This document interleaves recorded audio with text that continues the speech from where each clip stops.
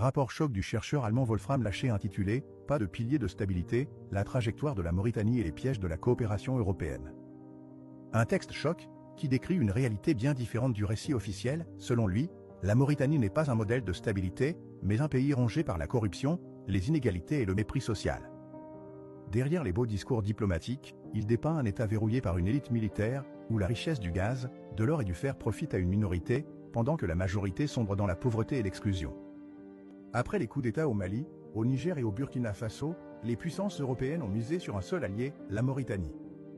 En échange de sa coopération contre les migrants, l'Union européenne a versé plus de 200 millions d'euros à Nouakchott. L'armée mauritanienne est désormais formée et équipée par l'OTAN, la France, les États-Unis et l'Espagne. Officiellement pour la stabilité, mais en réalité, cette aide renforce une élite militaire et économique déjà tout puissante. Car en Mauritanie, le pouvoir reste concentré entre les mains d'une minorité, les Bidans, les Maures blancs. Pendant ce temps, les Haratins et les Noirs africains continuent de subir pauvreté, exclusion et injustice.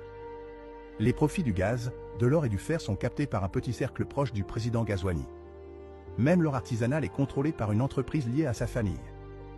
Sous la pression de l'Europe, le pays a lancé des déportations massives de migrants venus du Mali ou du Sénégal. En 2024, plus de 16 000 personnes ont été expulsées, souvent avec violence. Résultat, des tensions